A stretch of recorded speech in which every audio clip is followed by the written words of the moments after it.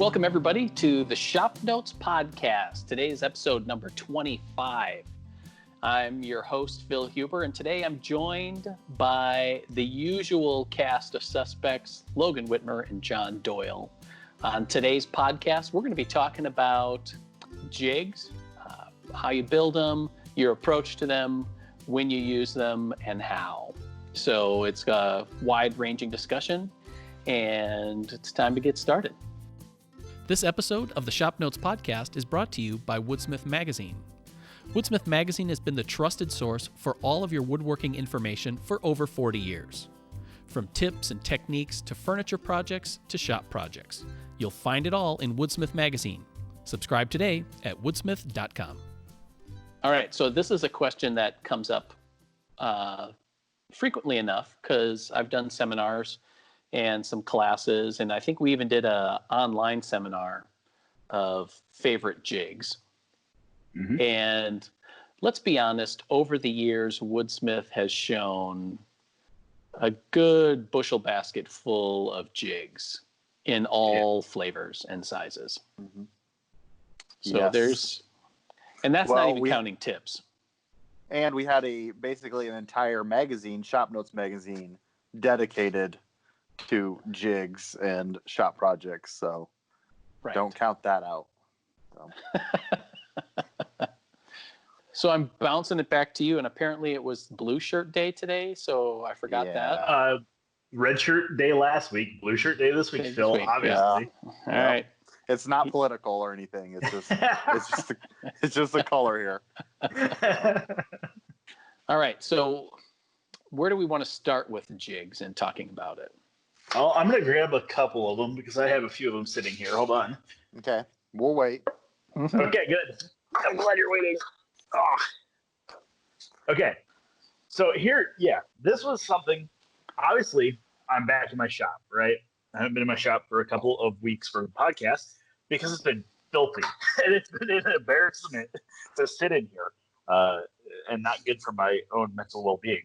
So obviously I cleaned it, and as I was cleaning, wrapping up the destruction from this poker table, I came up with all of the jigs that I used for this poker table. Well, most of them. I guess I had a couple under my bench still. But I'm one of those guys that I always hold on to jigs and templates because I think I'm going to build it again. Right? Mm-hmm. Oh, yeah. Yeah. Like, I don't know why, because I never do. Right. Mm-hmm. It just seems like you built all those jigs, and it's like, well, if I'm going to do that, it's like I'm all set up to make more of them, so why not keep them? And but then you're right. It's like you get like a week away from that in the project, and you totally forget about it, and you never build it again. But maybe someday. So. Well, it's like. Oh, go ahead, Phil. Well, I was going to say, like, I've done that with patterns or templates especially, and I have a bunch of them hanging all over my shop, for cutting boards, because I've done a bunch of cutting boards for gifts, and it's like, it's a sweet cutting board plan, and if I ever want to do it again, it makes it so much easier to do, and blah, blah, blah, and now it just is basically wall art. Yeah, which is fine. We have a bunch of those hang around on the set somewhere of projects in the past, and they're cool. There's kind of a story tied to them and stuff. And it's like, like this. This is just the leg template for the base on that poker table. I use this for laying out the shapes with the grain and everything, and then flush trimming to it. I could remake it super easily, but I have it, so why not keep it, right?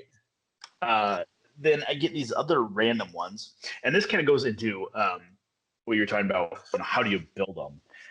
Generally, my jigs are oh crap, I need a jig to do that. What do I have within arm's reach to slap it together fast, right? So obviously, what I do is I grab some hunks of Wenge and a chunk of. It just happened to be what I had in the shop, right? I make all my jigs out of stacks of $100 bills. Well, it's like I grabbed these. We can blame Chris Fitch for this one because he was working on some tool prototypes and he had all these Wenge blanks he cut to like 4x7, and they were all in the garbage in the shop. So I grabbed them all because I'm like, I could do something with that, make jigs, for example. So, anyways, this is what I had. So it's like, this was just a slapped together impromptu doweling jig. Is what this was. So I used this to run some steel pins in the miter joints on that poker tabletop. Right. So it's like, was it hard to put together? Absolutely not. But if I'm going to build one and hold on to that template, might as well hold on to that one too, right? Sure. And then, well, it's like my last one is like for routing the dishes in the top for the players sit. And it's like, okay, I mean, not hard to put together, but if I'm going to hold on to those two, might as well hold on to that one too, right? So it's like, where do you draw the line? It's like I might use them at some point. And I guess this is maybe where the appeal of the ShopNotes stuff it's more appealing because it's more adjustable. Because those are very specific, right? Those jigs are very, very specific to this project. But could I come up with a doweling jig that would be similar to that and be universal for most big things that I would do? Sure. I mean, same thing with that tray jig. I could come up with something that had sliding guides and stuff. And maybe at some point when I have time, I will. Phil made a face at me like that's a terrible idea. But it's like, I guess at a point, I just have to cut my losses and take pictures of these maybe, so I know what I did last time if I ever would build one again, Yeah. I having written for ShopNotes and loving the magazine, I almost feel like there's two different types of jigs that often get conflated. And that is, there's the quickie one-off jig for routing the pockets or the alignment pins for that kind of thing. But then there's also the other type of jig where it's a plunge router mortising jig or a finger joint jig. That kind of stuff where and it's built to do multiple jobs, or it's built to last, so to speak, where one category is really very project specific. I think part of the problem, though, is having been part of ShopNotes, is that we wanted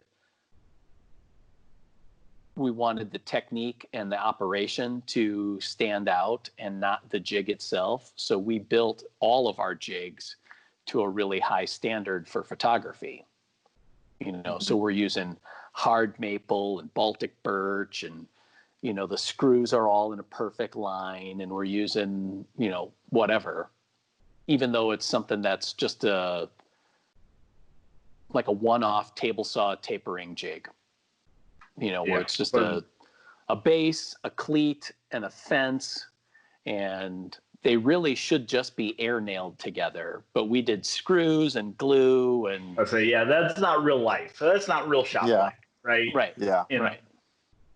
Yeah, that's what I was noticing about Logan's too. It's like the real life one-off jigs are like the scraps you find in the scrap bin, or some piece of plywood that's got a random dado in it, or holes from something else, and you're just kind of reusing pieces, and it works. It's not photo ready like you mentioned for the magazine that we're used to seeing, but that's kind of the real life stuff we see. And we see the same thing from what people send in for readers tips. It's all like baling wire and duct tape, and it works because that's what they found in their shop, but then we have to like rebuild it to look photo quality with the Baltic birch and MDF and hardboard, and that looks nice. So so I personally think like one of the best jig making tools is having some kind of a brad nailer, a battery powered or an air powered one, where you can very quickly then attach or remove and then reattach fences and cleats and stops without, drilling a bunch of holes and driving screws and making sure stuff stays aligned and all that kind of stuff. So, but I will say that there are plenty of jigs and I guess it goes to the woodworker too, the type of woodworker you are and the type of projects you like to make. Because I have a number of jigs that I've made that I know that I'm going to use over and over again, like a router dado jig. And there I am going to invest in accuracy and quality materials and good hinges and T-track and that kind of stuff. Right. Yeah. So, and I guess on that note, where do you guys store them? So I'm looking around my shop, obviously. I have 4 jigs I use all the time. So I have basically a bench hook. I have a shooting board. I have actually the little pull saw miter box that I think you built on the show, Phil. I have maybe 1 or 2 more that are floating around that I use all the time. And I would call them jigs. They're kind of bench fixtures, but they're kind of jigs too, right? Yeah. I'm thinking right now they're just piled against the wall next to the bandsaw. I'm thinking maybe I'm gonna start hanging them on the wall. Make use of some of my wall space, I guess, better. Yeah. And that's how we used to have our couplets on the video set, hanging on the wall. And that works great for the thinner stuff. These are a little bit bigger, so I might have to get some meaty hooks to go in there. But I don't know, any other creative ways to store jigs? Old file cabinet. An old file cabinet. I keep most of mine hanging on the wall. I ran it's just like a piece of 1x3 that I ran basically flush with the top of the windows all the way around, and then had like a bunch of big cut nails that I think I rescued from the shop here or something like that. And we'll pound those in different places, or like a shaker peg or something. So, and then some of the tools, like a bench hook can just hook right on that rail and they'll sit there. Like that. Yep. That's a fun idea. That's a good use for these big guys I'm never actually going to use. Yeah. Which is funny for me because most of the time in both of the houses that I've owned, something that just drives me up a wall is being in the basement or in the garage and seeing like 8,000 rando nails that are just pounded kind of higgledy-piggledy into the floor joists. And it's like, why is that there? But it's okay when we do it. Right. Well, which is why I did it in the peg rail. So I have this fixed rail where they're supposed to go, and that's where they hang up, and that's how I justify it. It makes it look nicer, and but then I have some bigger shop jigs that I keep.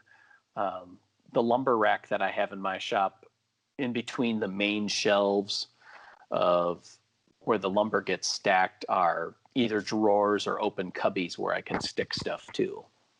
So, but most of the time I try and keep the jigs near where I'm going to use them. So if it's a bandsaw jig, it gets on the wall next to the bandsaw or behind the drill press. Or sure. John, you make a lot of jigs for tips. Yep. And I know that there's a lot of re-engineering that you sometimes do. So what have you learned about jigs? Yeah, I'd say you were asking the question, how long do you hang on to the one-off jigs? It's like, usually I'll hang on to that stuff until it's like, oh, I can use this chunk of hardboard from this other template to make the next jig, where I'm just like, don't want to run out to the store to get materials. So it's like I'm taking the parts off of something else, whether it's like Lazy Susan hardware or clamps or knobs, and then I start, pulling parts off. So where that jig's not recognizable anymore, so it gets thrown away and kind of becomes the next thing. But there are, some jigs that I hang on to. Like I'm not a real big fan of sharpening chisels and doing a lot of hand tool stuff. So I'll have like a mortising jig that I keep around for, a router mortising jig, or table saw tinning jig, or that kind of thing, where it's pretty general use. Right. That I can use a lot for different projects. And then, like Logan said, I will keep around like the one-off things for way too long, just because I think I'm going to come back to them, and it ends up becoming something else. So Right. I'm using a lot of that, the materials just for the next thing. So, yeah.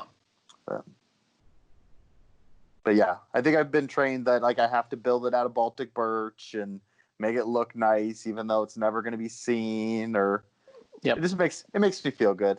Gives me that warm feeling. So. Right.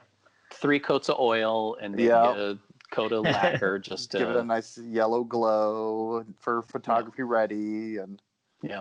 so. I don't know if you did, John, when for doing props, but when I was in charge of tips and just making props in general for ShopNotes, our art director had a specific finishing regimen that we had to follow. We had to use this. It was a combination stain and finish in honey maple that went on all the plywood and all the hard maple parts, so that it gave it a warm color but not too yellow. And then we had to make sure that it was dry so that it wasn't sticky, and like at least 2 coats so that it wasn't kind of that hairy fuzziness that you get after just the first coat. And Yep. I remember that. And eventually I just started cheating and I just used like the General Finishes Seal-A-Cell. right. And that gives it a nice color, and it's easy just to apply on there and maybe do a second, like sand it, do a second coat. And that seems to do really well. So that's what I do for a lot of my stuff at home too. And goes on easy and looks nice. Yeah. So what else you got for jigs then, Logan? That's pretty much it within arm's reach. The rest of the ones that I've stored are in permanent storage in the garage. So kind of like on my lumber rack. I had a couple for the sleigh bed I built a couple years ago. I have some, I think, still for my kids' beds. And I still have a bending jig for a arched stretcher table I built in high school. Again, just stored in the garage. You know, it's like these ones will probably go into the garage. So it's like out of sight, out of mind. Yeah, I put it on the lumber rack in the garage, and I don't have to worry about it. But I know where it's at when I need it. And that was so. That's like it's like I could probably climb up and shove all my jigs into the attic. You know what I mean? Like just pound nails into the trusses up there and hang them in there.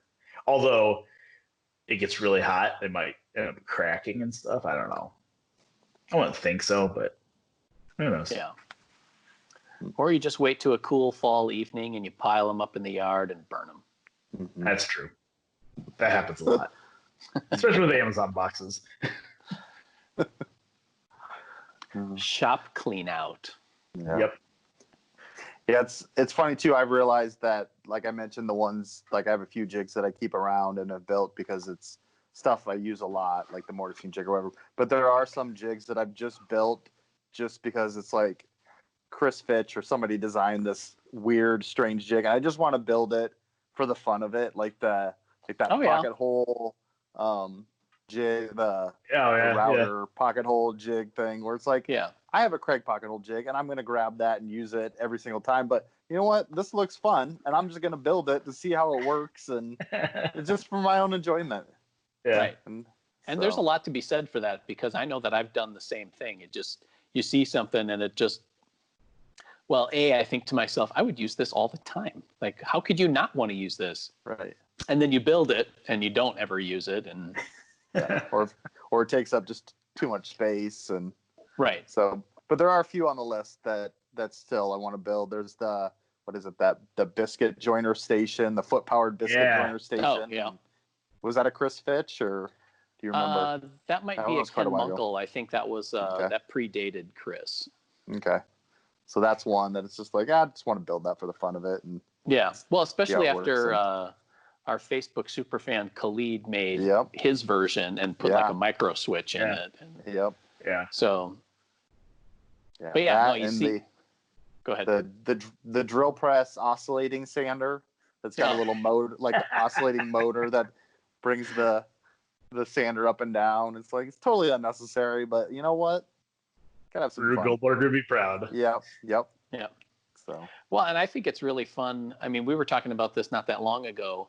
You've just flipping through old ShopNotes issues, and there was like a router tenoning jig where it was a handheld router, and it was a fixture that kind of like held your workpiece in different orientations to do the wide cheeks or the upper shoulders or that kind of stuff. And it was well designed, and you could see where it would be an ideal tool to use, but would I do it? I don't know, but I almost wanted to build it just because it looked cool. And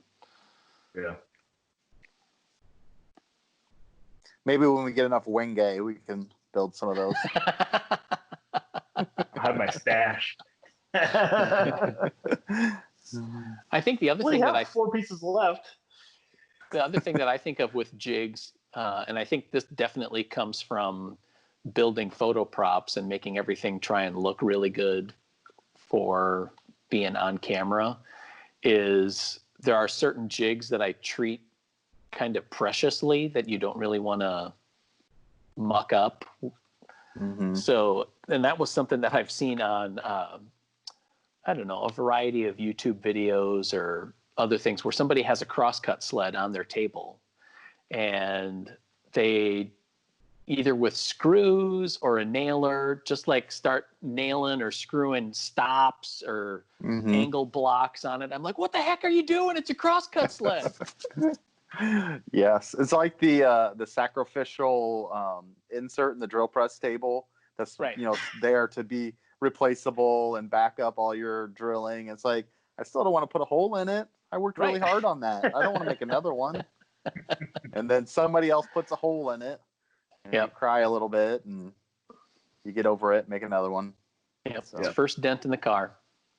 But so now that was kind of a revelation to me to think of the jigs as just being tools, and modify them for each job, or attach a toggle clamp here or whatever. And well, it's funny on this pocket routing one, my bit ended up slipping, and I ended up routing into the edge a little bit, and that kind of ruins the whole purpose of this, because then the bearing goes into the dip, right? But it's like, you know what? Screw it. I'm just gonna fill that thing with super glue and sawdust and accelerator and sand it smooth, and it worked like a champ. It's like, it's at the point I'm meant to just throw this thing away, but I was like, it worked. Might as well just hold on to it if I ever need to do a 5x7 pocket again.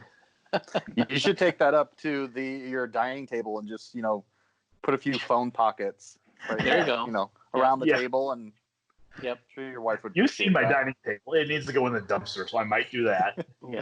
The kids can put their cups in there, so when they spill it, it just kind of fills in the pocket and just not all over the place. Exactly. Or you don't even need plates anymore. You just have a little divided tray right. Oh yeah, like a lunchroom tray. Yeah, like a big entree one and a cup. Who wants one, some more mashed fruit. potatoes, and just throw it in the. Then you just wipe down your table and you're done. See, we're coming up with ideas here. Yeah, there's no bad ideas. It's a brainstorm. Yeah, I thought we were just throwing out ideas. What are you working on, Phil? I'm actually even though I said last week that I was going to be working on that gentleman's dresser, I have that radio cabinet rehab that I've been slowly working my way through. This week I've been, because I have all the pieces separate. Before I bring them together, I want to pre-finish it just to save time, and I don't like trying to put finish on the inside corners of stuff. So I've been using water-based finish and putting that on and making it look good. So so I've got that, and then the my dragon capsule carving that I'm working on. So those are the two that I've been working on the most. Oh, and candle lantern project that we did for the magazine. And I did it for video edition, and turns out we lost some of our video for that, some of the segments. So good thing I'm making another one, because I'm going to have to use those as replacement parts for those segments. Gotcha. So since you asked, I've been working on, Speaking of jigs, I was in my shop. I was been kind of interested in building that finger joint jig. It's from ShopNotes number 8 or something. That had the adjustable stops on it and everything. That I think wasn't our extruded finger joint jig that we sold based off of that. Based on that one, or whatever. So so I've been wanting to build that. So last week I was kind of going through all the drawers in the shop and finding all the knobs and screws and bolts and all for all that, and I actually found pretty much all of it that we had laying around and grabbing some scraps out of the scrap bin. So I've been gathering parts to get started on that. So maybe we'll shoot some video of that here coming up now that I have all the parts. And so I've been doing that in my shop, working on readers' tips. So more just finding scraps and putting stuff together and hoarding. See, I hoard all like the Baltic birch. That's my wingay. It's like I can't bear to throw away like little squares of Baltic birch or 1/4-inch hardboard. All the ingredients you need for jigs and readers' tips. Right. Little pieces of sandpaper. Yeah, I have 2 bins in my lumber rack that are dedicated to oddball pieces of Baltic birch plywood or hardboard, because you just it's just so handy. Yeah. Yep. Funny, I was looking when you said that, John. I was looking because I have that finger joint jig here somewhere. I don't know where it's the at. Aluminum one or no, I picked up that finger joint jig from a flea market here in Des Moines probably 8 years ago. Oh, yeah. I knew what it was. Nobody else knew what it was, but somebody had built it, and they built it like it was built very well. It was like $1, and I'm like, heck yeah! So I picked it up. I don't know where it's at. It may be in my jig graveyard upstairs in the garage.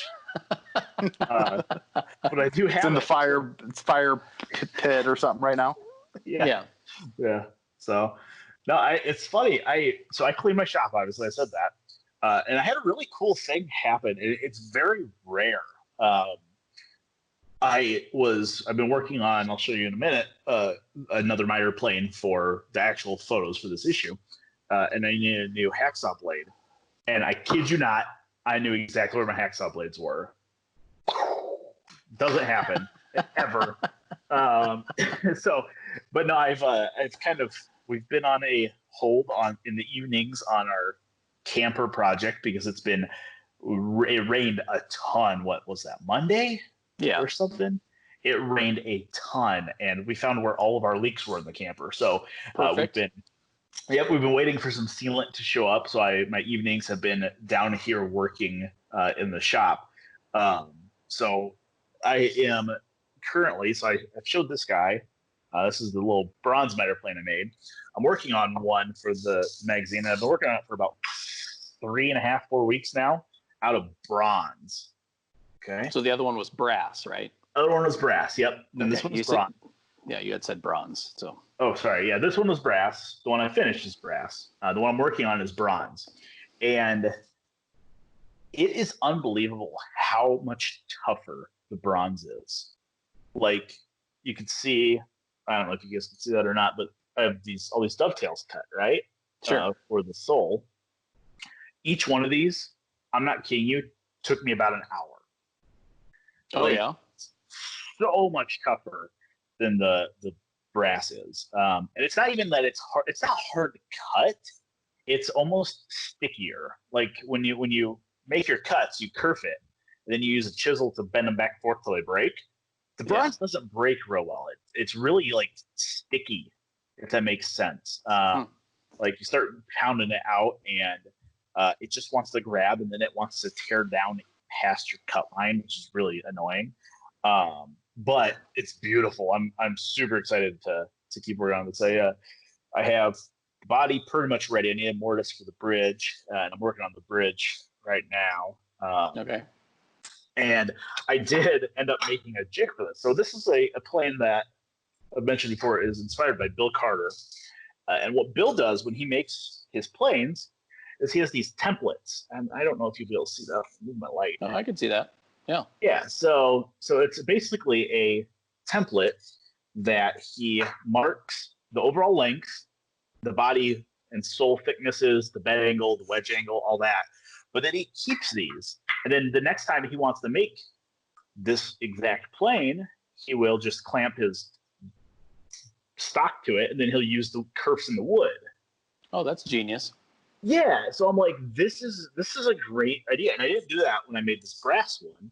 So now that I'm recreating that one, making a few tweaks, I'm like, what the heck did I do? I can't remember what I did. So I figured at this point I would make one of these, and this will give us some good solid dimensions for the magazine article. So I'm working on that. And, I've had a couple humbling moments on this. Okay. And I don't want to say that when I hear something from somebody who I consider an expert, I understand it and listen to what they're saying, but there's sometimes where I just want to see something for myself. So if somebody's like, hey, this is going to happen if you do that, don't do that. I'm probably still going to do that just so I see what happens. Like, not like a, hey, that stove's hot, don't touch it. I mean, not like that. I was like, have you been hanging around my kids? Because that's exactly what they do. Right. But, so a couple humbling moments have happened. So first is I annealed this bronze to make it easier to bend, okay? And generally when you anneal steel or a ferrous metal, you heat it up to basically like red hot, and then you let it air cool, okay? I thought that was the case with non-ferrous as well. It is not. You actually have to heat it up and quench it, which is completely the opposite as you do for steel. Right. So if you heat this up and let it air cool, it actually goes back to as hard or harder than it was. To anneal it, you have to heat it up and then quench it in water, and it actually makes it quite a bit softer. So I knew in my head that to anneal something, you heat it up and you let it air cool. Not the case. Discovered that. So that was my first one. And my second one wasn't necessarily me thinking anybody was doing anything wrong. But so I've watched Bill Carter's videos, and I'll put a link in the show notes for Bill's website where he shows how he makes one of these and has links to all his videos and stuff. But when Bill does these, when he kerfs out this inside of these dovetails, he does very, very thin cuts. So he'll make a cut, and then he'll make another cut just a 30-second over. And when I did that brass one, I was moving like an 1/8 or 3/16, and it just would chisel right now. And I was like, maybe Bill is in his mid-80s, I think. Yeah. So he has the time, and he's just slow and methodical about it, and it's just easier for him to do it that way. And I was just powering through, chiseling it all out. Nope, not with the bronze. Bill is by far, in a way, right. You want to kerf this stuff super thin and then chisel out tiny little amounts as you go.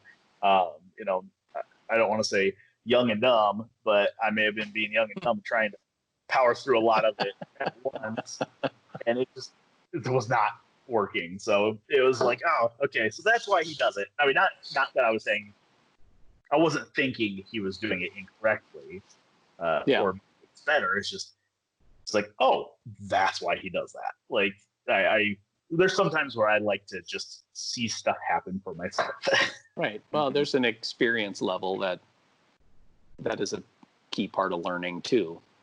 For sure.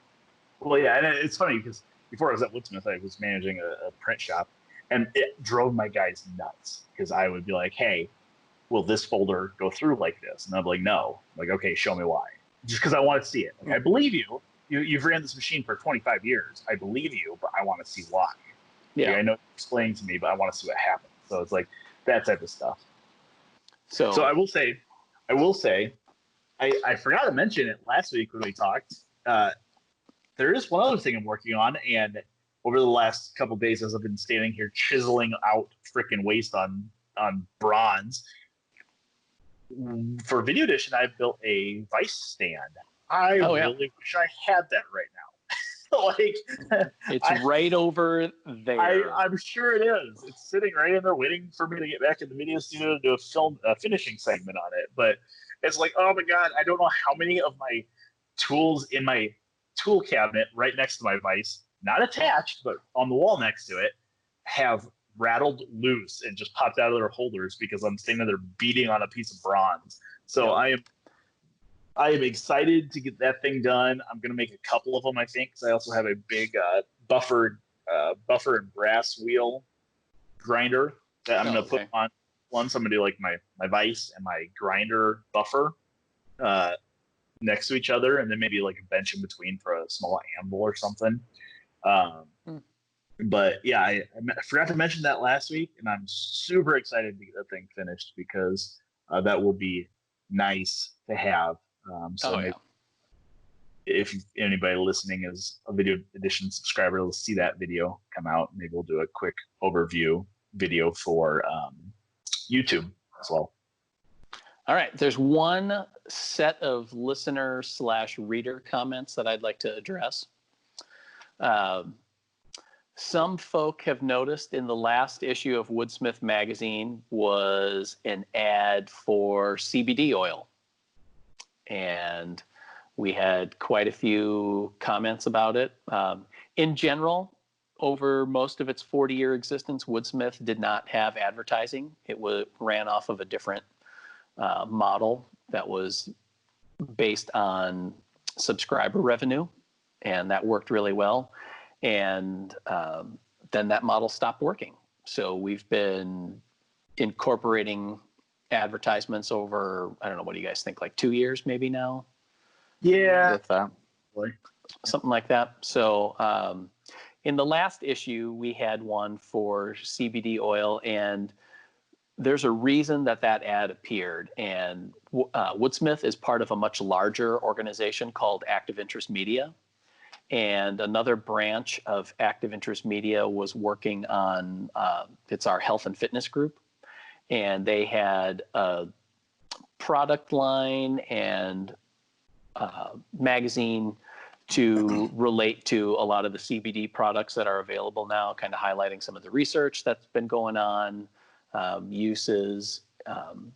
And as part of the launch, the corporation asked the rest of the brands from around AIM to help out in the new promotion by including this ad. So we included the ad in the issue of the magazine, and it only ran in that one issue, and it was something that we did as a favor for another part of the company. And it's not something that I would normally run in the magazine if it was a paid ad, because it's not related to woodworking. Like I said, we did it as a corporate initiative to help get something launched off the ground. So appreciate everybody who wrote in and asked questions about it. But that's the reasoning behind it, and it was only going to run once. I guess I was really confused because I thought that was just a new finishing oil. That's what I was wondering too. It's like we should do an article on like bowl finishing or utensils. Yeah, utensils. I don't know. Friction polish with CBD oil. Yeah. Which, I mean, it is funny because there is a large portion of the population that uses CBD oil for arthritis and stuff like that. So, maybe a little bit of a stretch for some of our readers, but for others, it might not be. So, yeah, we did get a lot of feedback on it. Yeah. So, and I realized that the nature of CBD oil has a lot of people thinking that it's basically liquid pot, which it isn't. And also because of that is essentially a 21st century snake oil or something like that. And I totally get it, because there's not a ton of research that is backing it up at this point. There's a lot of preliminary stuff, but there you go. So thanks everybody for listening to today's episode of the ShopNotes Podcast. If you have any questions or comments, feel free to leave those wherever you get your podcasts, or you can write to us at woodsmith@woodsmith.com. And one of the editors or staff members will be sure to get back to you. Also, wherever you're listening, I would love it if you could please leave us a 5-star rating and write a review about the podcast, because it helps us to get more people seeing the podcast and talking about woodworking. And that's what we're all about, is learning about woodworking and chatting with other woodworkers. So otherwise, we'll see you again next week. And you can watch us on YouTube or check us out on our website, woodsmith.com/podcasts. See you, everybody. This episode of ShopNotes Podcast is brought to you by Woodsmith Magazine. Woodsmith Magazine has been a trusted source for all your woodworking information for over 40 years. From tips and techniques to furniture projects to shop projects. You can find it all in Woodsmith Magazine. Subscribe today at woodsmith.com.